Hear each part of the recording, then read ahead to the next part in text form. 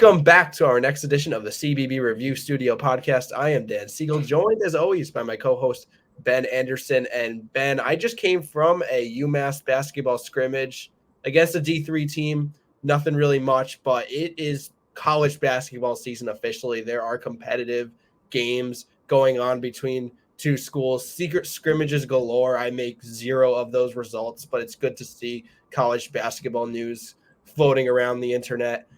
Today, we are going to continue our CBB rank countdown. We are going to go from 20 to 16, previewing those teams in CBB rank. Before we get started, just a reminder, if you guys have found us here at CBB Reviews and have not subscribed already, we would appreciate it if you would knock that out. Really helps us out, costs nothing on your end, and we're trying to get those numbers up and really crank up the content once the season starts. So thank you very much. Appreciate your support. Let's get started. Number 20 on CBB rank, we've got USC. The Trojans lost some talent, most notably Drew Peterson. He's off to the NBA. Reese Dixon-Waters, we talked about him a couple episodes ago. He's off to San Diego State via the portal. However, this roster brings in a star-studded freshman class, and they return Boogie Ellis. Intriguing team. Absolutely, Dan. And I think I'm a little bit higher than number 20 on USC just because of the backcourt in particular. I mean, Boogie Ellis and Isaiah Collier is a fantastic 1-2 punch. You have the experience of Ellis mixed with the absolute, high freshman ceiling of a player like Collier, number 2 overall in the 247 Sports composite. And then also you have Bronny James.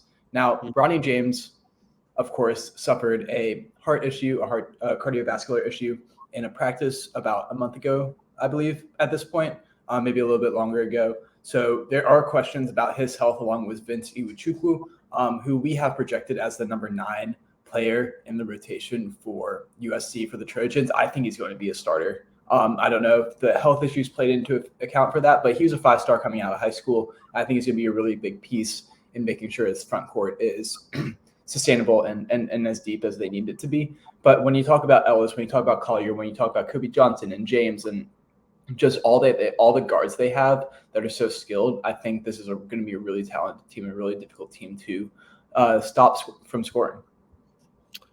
Yeah, and, we talk about this USC team. Obviously, the first storyline is always going to reside around Bronny James, at least from a national media perspective. And I feel like there's just going to be a lot of attention that comes with his presence. So it's definitely something that's worth talking about in a little bit of depth. How much will he end up playing? Well, I feel like there's kind of a misunderstanding about the recruiting process of Bronny James, because 2 years ago, he was ranked very highly in that 2023 class. And I thought, that's just ridiculous. He's just getting the benefit of the doubt. He's LeBron James' son. This is why. But I think what people don't realize is how much Bronny James has actually caught up to the recruiting ranking. And he is a well-deserved 27th recruit in the class. He is a legitimate NBA prospect at this point. At the same time, he's not an automatic one and done going to be a lottery pick. And that's another thing that people have to understand. Of course, how much does he end up playing also due to, he's rehabbing still from that cardiac arrest. So that adds question to his status. Absolutely, he can make a big impact on the court. We have him first off the bench. There's a wide variety of different roles he could potentially play. And even regardless, it will have a major effect on how the team is looked at. The team will get a lot of attention due to his presence from the media. So I just wanted to bring that up. As far as the starting lineup goes, I'm very intrigued by the fact that you're surrounding Isaiah Collier, who's your number 2 overall recruit. And this is a guy that is just a magician of a passer, an awesome passer, regarded as just a tremendous floor general. And then you're surrounding him 2 through 4 with Boogie Ellis, Kobe Johnson, DJ Rodman coming in from Wazoo. Those are all high 30s 3-point percentage shooters. The only thing that I potentially am concerned about with this roster is rebounding, and especially on the defensive end. They allowed a lot of second chance points last year. Now, whether it is Ardson Page, who is the number 57th overall recruit. Maybe Joshua Morgan anchoring that center spot. Maybe it is Iwashukwu. A lot of different options there, but whoever it is, I think rebounding and just clearing off those boards on the defensive end will be a major factor in playing time. Yeah, absolutely. One last name that we haven't mentioned so far is DJ Rodman. Of course, Dennis Rodman's son. So the talent continues to multiply in terms of the famous fathers of this Trojan team. He's a good positional player to bring in, especially after the departure of Trey White to Louisville. I'll be interested to see what it looks like. He does shoot 38% from three when he was at Washington State the year before. So there are some options for him to fill a role that is needed in this USC team. But overall, I really do like it. All right, let's move on. Number 19, we got the Alabama Crimson Tide. Now, last year, if you remember, Alabama was the number 1 overall seed. They did lose in the Sweet 16, but they were just dominant in the regular season. They lose a large chunk of that team, and I look at this coming team. You add some pieces. Of course, you return Mark Sears, and then you got Hofstra transfer Aaron Estrada. You got North Dakota State transfer Grant Nelson. You got a capable group of scoring the rock for sure. I just don't think this team has that freakish talent, that freakish athleticism of last year's Alabama team. With Nate Oates coaching this program, I think the floor is pretty high. But this is why Alabama is taking a pretty significant step down in our rankings from top 1 at the end of the regular season last year to 19 now in the preseason of this year. Yeah, and I think you could even argue that 19 is a little too high because this is a really great three-man lineup that we have here on our screen with the key players. But let me just read off a list of players that they lost from last year. Brandon Miller off to the NBA, Noah Clowney off to the NBA, John Cornelius gone, he's at Memphis, Charles Bediako off, Jaden Bradley's at Arizona now, Noah Gurley graduated, and then finally Namari Burnett transferred to Michigan. That is a squad that they lost. Right. And it'll be interesting to see how Nate Oates is able to replace it. My biggest concern right now is something that we've written up here on the screen is what is their 5th starter going to look like? I'm pretty sure that the 3 of those players that we have listed up here, as well as Rylan Griffin, who's coming back, will be the 4th starter. But after that, it gets a little funky. It gets a little confusing on who that 5th starter might be. We currently have it as Nick Pringle, who is a JUCO transfer from last year that didn't play much, but averaged about 3.5 points a game. But you could make arguments for Latrell Wrightsell coming in from Cal State Fullerton, Muhammad Wagi from West Virginia, or even Sam Walters, who is a freshman recruit coming in, who in a secret scrimmage that was broadcast a couple of days ago had a pretty good performance overall. He's a shooter coming in from the outside. So there's a lot of options for them there. But, if you don't have a 5th starter right now, or at least a clear one, that's a slight cause for concern in my mind. Yeah, I mean, this also the depth might be a little bit of a concern outside of that starting lineup. Of course, your freshman class is good, but not incredible. You do have one guy inside the top 50, I believe, but it's not like loaded like last year, of course, with the Brandon Miller and him being a lottery pick. It's not like you have that guy coming in this year. I think overall this team could be good, right? Like they are under that Nate Oates system, which I think it is good in itself just because of just how like analytically sound and just how well he runs his team with the X's and O's and just like game plan wise. But they don't have that elite athleticism, that like 99th percentile talent that they had last year. And that's why Alabama's clearly not as good as last year, and the rankings reflect that. Yeah, and personally, I don't think they finished like last AP poll right before March Madness. Do you think they finished at 19? I'm not sure they do. Especially in a really good SEC, I think they finished a little bit lower. I could see it. I mean, I think it'll be a completely different look, but you still have Mark Sears is a heck of a player. Aaron Estrada averaged 20 points per game at his last school. Grant Nelson averaged almost 20 and 10 at his last school. I think they can make it work. I think they're a top 25 team by the season's end.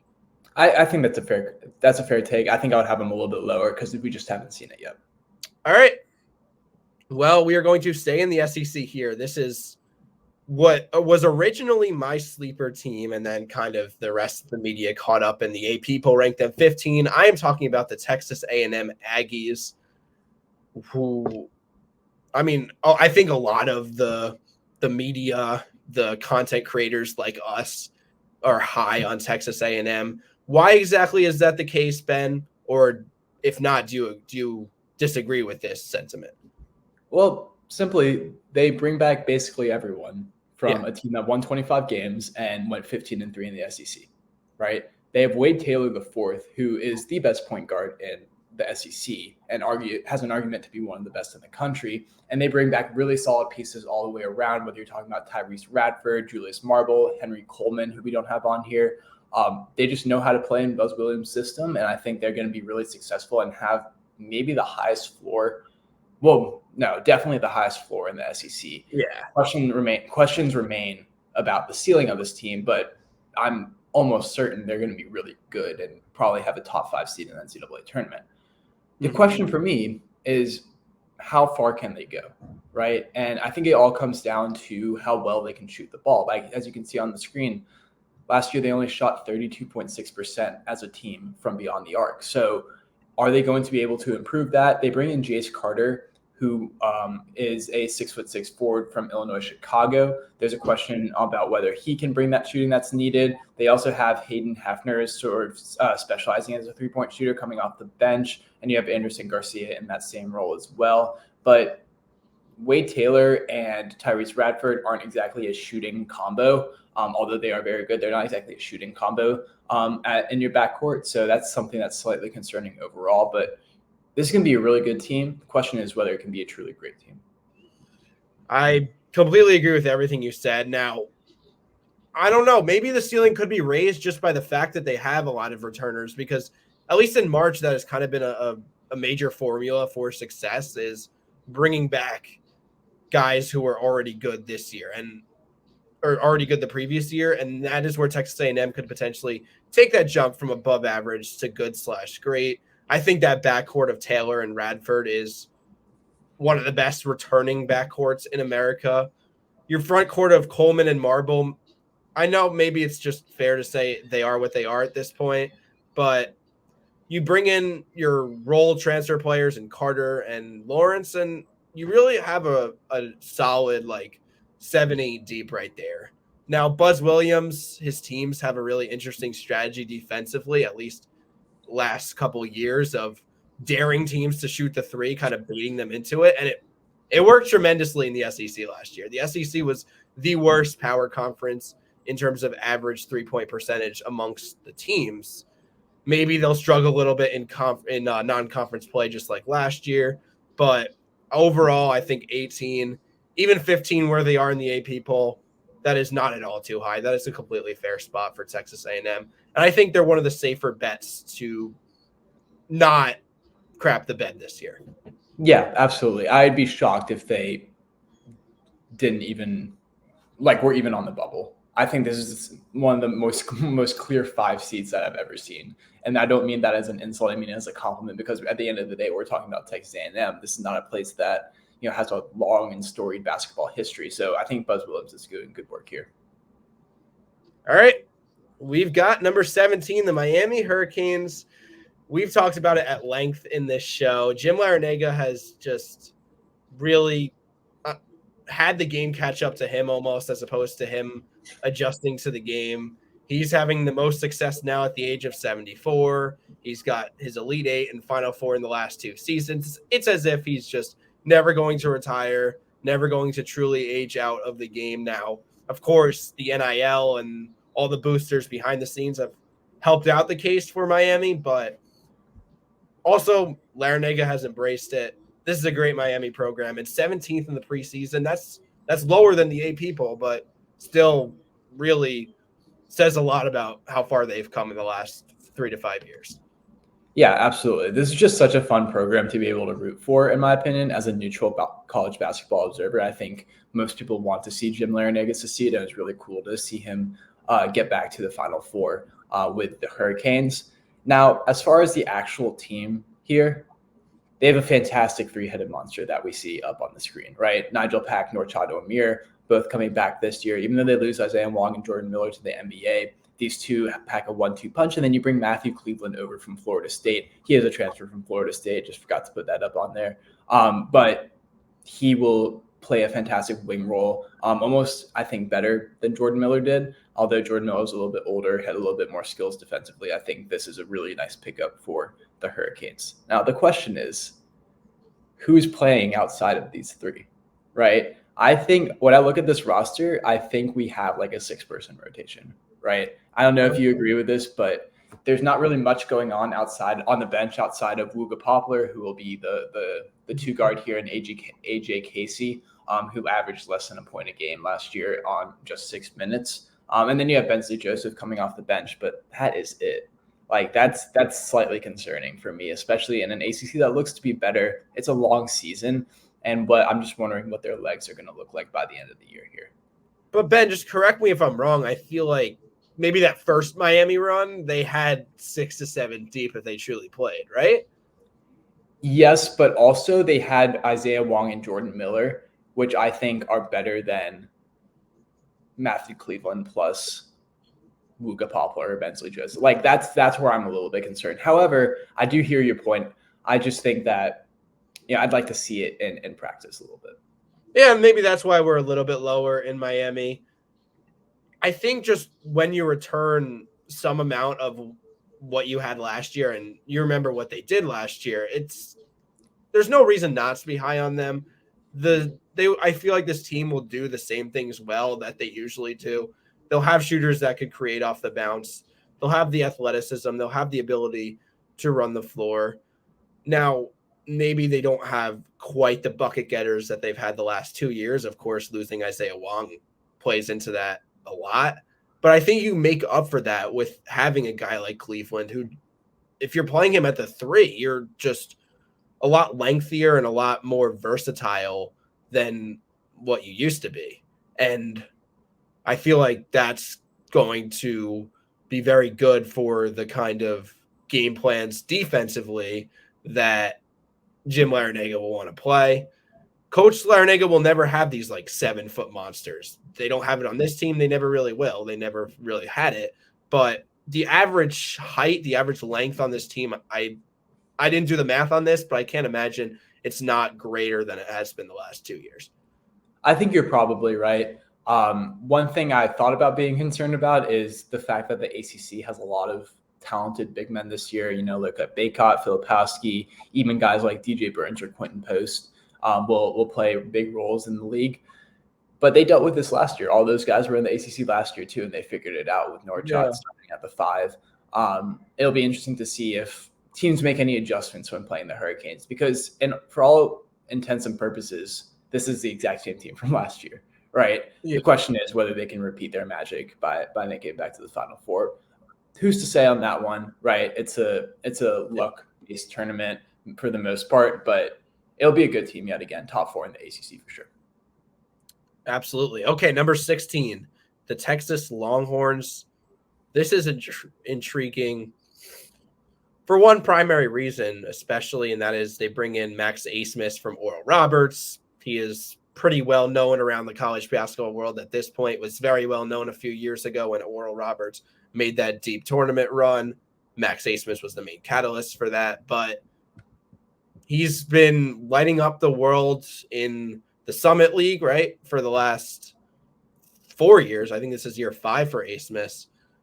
Can he do it again in the Big 12? And I think the greater question is, because I can't imagine Max Abmas won't be able to score a lot of points, will he be exploited defensively?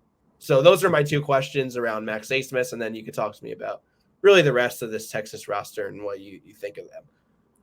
So the answer to your second question is yes, right? I'm pretty sure Max Abmas will be exploited defensively. Question is how much, and how much does he pay off on the back end with his offensive abilities? One thing to note about Oral Roberts in the last 2 teams is that his points and his just overall efficiency did dip after the Sweet 16 run with Oral Roberts, but he also lost players like Kevin O'Banner, excuse me, who played a big role in the fact that now they had to pay attention. Opponents had to pay attention to someone else, right? by the end, especially this past year, all they were paying attention to was Max Abmas, really. So that's something to consider when you look at maybe, his stats have decreased. Does that mean he's not as good, or it was a fluke or something? No, I mean, everyone just knew who Max Abmas was at this point. I think that he will be a productive player in the Big East, or the Big East, the Big 12, right? And I think he will probably make one of the 3 final teams, right? First, second, third, all Big 12 teams at the end of the year. I don't know if he's going to be like a player of the year in the Big 12. And will that limit Texas's ceiling? I'm not sure, because they also have a lot of other great players. And that's the key, I think, with Texas. They do lose a lot, right? They lose Marcus Carr, they lose Timmy Allen, they lose Christian Bishop, but they also bring back a lot too. Tyrese Hunter can have a breakout season. He was fantastic as a freshman at Iowa State, and now he has the time to shine a little bit more, in my opinion. We also have Dylan Dessou and Caden Shedrick. Caden Shedrick's coming over from Virginia. It'll be really interesting to see how he brings that defensive mentality to a different team in Texas. And then you also have Dylan Mitchell. I think Dylan Mitchell might measure or be the measuring stick for how good this Texas team is, because if he can make that freshman to sophomore jump that we're hoping for, we will be hoping for in the future with his insane athleticism and just freakish ability to get to the rim and rebound as well. I mean, if he pops into a legit NBA prospect that's going lottery, then this Texas team is going to be really dangerous. Mm-hmm. Yeah, I totally agree on that, because you have your backcourt of Abmas and Hunter, and I think Hunter is your real NBA draft prospect for sure. That's a really good backcourt. At the same time, there are so many 1-2 tandems in the Big 12 that could score just as well as Abmas and Hunter, or potentially like close to as well. But I totally agree with that. If Dessou could add that element and really improve the versatility of this team, so to speak, and just how good they are, like that's definitely going to be key. Caden Shedrick is probably one of the more interesting case studies of this team as well. He is just an elite rim protector, but super raw in the post. And then how does Texas really want to utilize him offensively as your 5th man, your center? I know he has been vocal about kind of wanting to be able to stretch the floor a little bit. He's shown a little bit of a jump shot at Virginia, but I think that opens the offense a lot as somebody that could A, shoot the ball, and then B, roll to the basket, because he's not a great post player. But yeah, that's the Texas Longhorns. Anything else to say on these 5 teams? These are 5 really interesting teams. Some are going to be exactly what we expect. Some have very wide variances, but I'm really looking forward to getting into the actual elite of the elite in college basketball this year. We've been talking about 80 to 100, but now we're actually these teams have a shot to go to the Final Four, right? We're getting there, yeah. And I can't wait to have that final debate on that last episode of who should be the number 1 team in the country, or who should be the number 2 team in the country. Just debates like that. We have finally gotten there.